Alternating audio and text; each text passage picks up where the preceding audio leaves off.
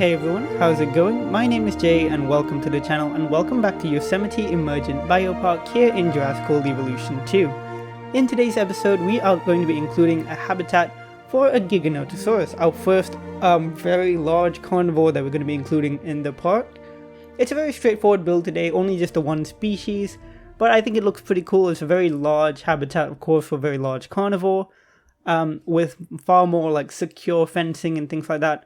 And it's kind of we're going to build in this kind of really quite far north bit of the map, and we're going to start building habitats up here for some of the other kind of large carnivores, because I think next episode will probably be our final one before a nice big kind of finale tour, because we actually, thinking about it, I thought it would be the final one, but then we actually have a few more empty spaces down in the middle of the map, so we'll see about that. We'll see whether, end up making a couple more episodes, but if not, next week might be our final episode followed by a tour, or like a penultimate episode and then another one and then a tour. So, in either case, we are wrapping up relatively soon, and I'm kind of hoping that we get a little bit more in terms of an update for the game, hopefully within the next month or two, because we are getting to that point in the game's life cycle where it has been a bit of a while since the last DLC, and I'm kind of hoping we get something new soon. Of course, the Jurassic World Dominion trailer came out not long ago, and we can see, a lot of dinosaurs that we can definitely expect to see in the future once the movie comes out. That Therizinosaurus, the Atrociraptors, the Pyroraptor. I'm very excited for all those because I think that's pretty much a really solid bet that we're going to get feathered dinosaurs in the game.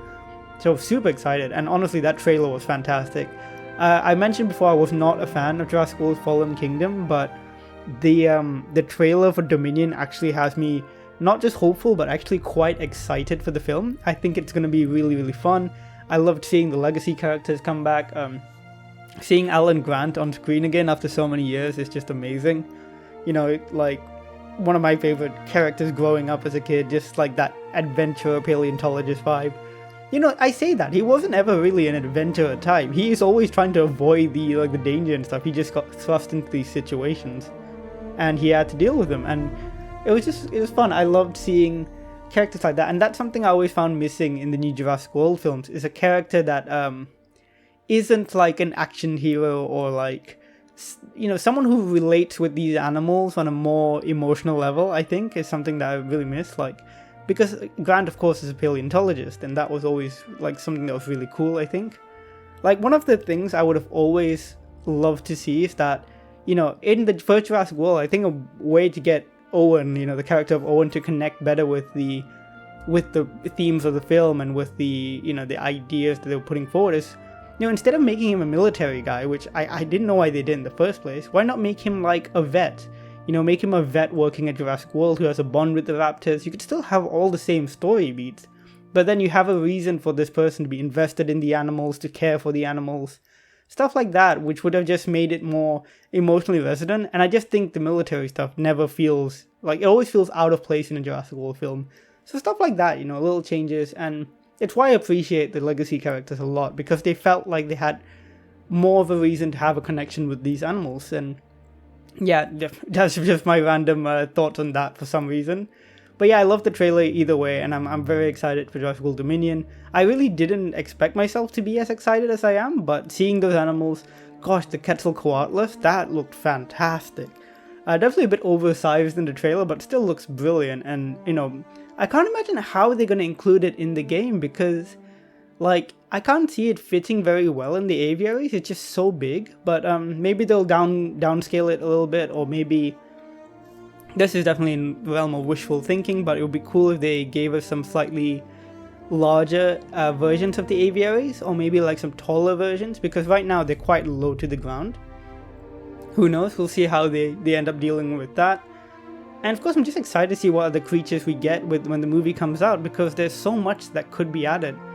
Not just with the redesigns of some animals, like Giganotosaurus, of course, but, things like, we've heard rumors and we've seen a few, set pictures of animals that aren't dinosaurs, like Lystrosaurus, and I think there's rumors of, Dimetrodon and stuff like that, so that would be cool. And yeah, that's why I decided to actually include Giganotosaurus, is because after seeing that trailer, I was like, you know what, why not? Let's make a habitat for the Giganotosaurus before, you know, we get this like very big redesign that'll come out probably when the movie does. I can't imagine they'll get rid of the OG design, of course. I'm sure it'll still be there. I just think the movie design will probably be like a new function, that a new skin essentially, like they did with the Raptors and the T-Rex and stuff like that. But yeah, very much looking forward to it. Hope you've all seen the trailer. I'm sure you have. If not, go look it up. It looks brilliant. Very excited. It does seem to go in a little bit more of a sci-fi direction with some of the stuff they're doing. Like there was that weird form of locust, which looked really interesting. And some people are theorizing that might be like a genetically modified form of locust to control like food and stuff like that. And I think that is actually very Jurassic Park in terms of like Michael Crichton's original vision of Jurassic Park, like with genetic power being used in like all these different ways. And it's very, very Michael Crichton, the idea of like a locust form being bioengineered like that, which obviously we don't know if that's the case, but that seems to be what people are pointing this in the direction of. So yeah, that could be pretty cool. But yeah, I spent all this time talking about the trailer. I forgot to talk about the actual habitat that I've been building. As you can see, it's relatively rocky, quite arid almost, with a lot of the rocky bits here and there with some more ferns and stuff, but not too much foliage. So these Giganotosauruses will be walking around in all their glory for people to see. With that all being said, we're gonna hop into the live play in just a second, and of course we'll be naming some dinosaurs. And yeah, I'll see you all then.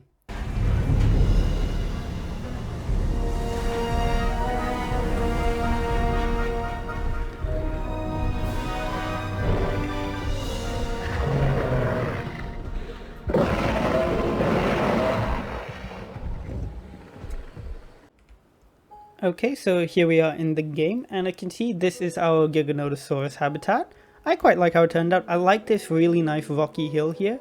It kind of gives the Giganotosaurus a bit more space to hide back here. But of course, they're just out in the open looking beautiful.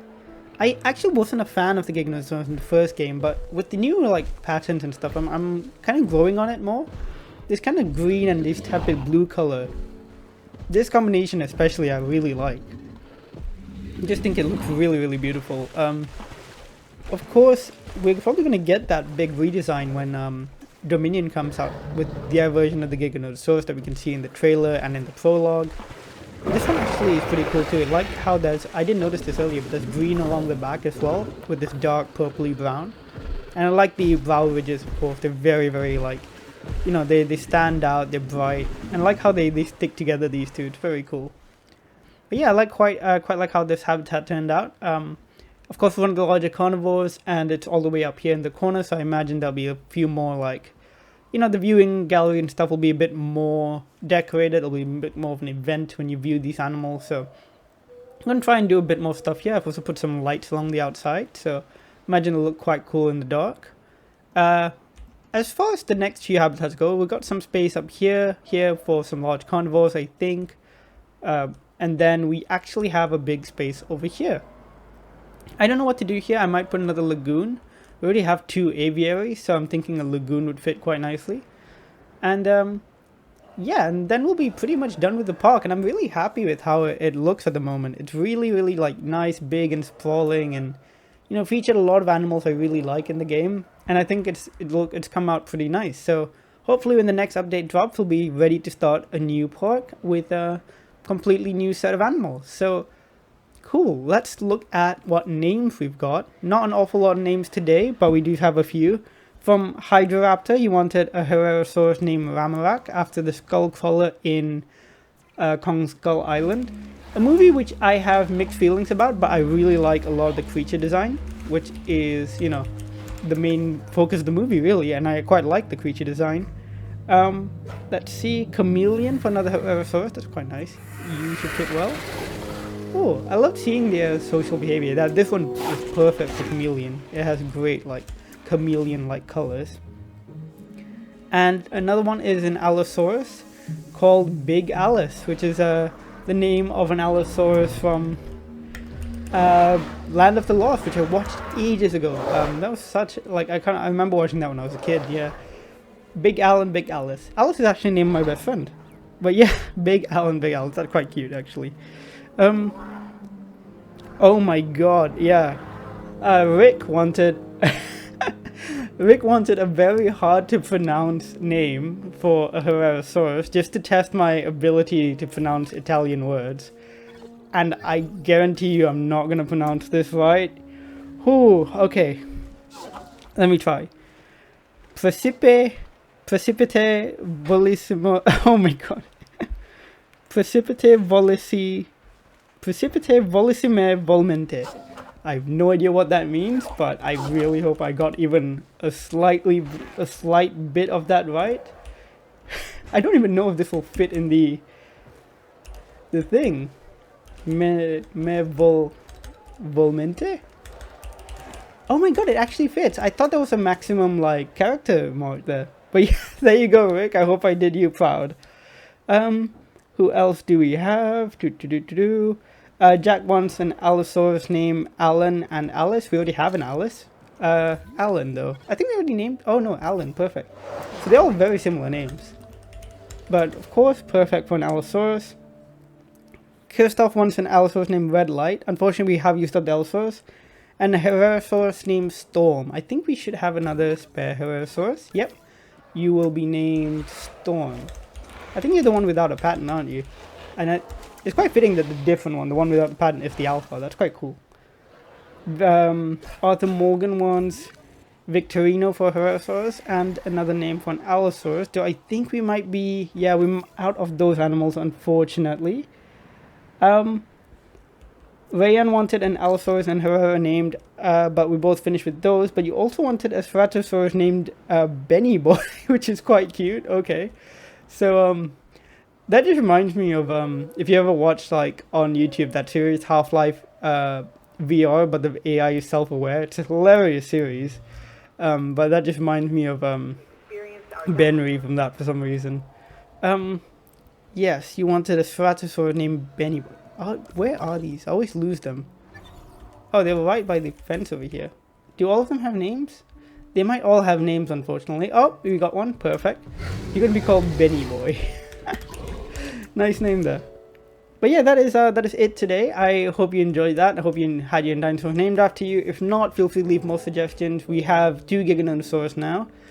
Which means we only have space for 2 names, of course. But leave more names for future dinosaurs as well.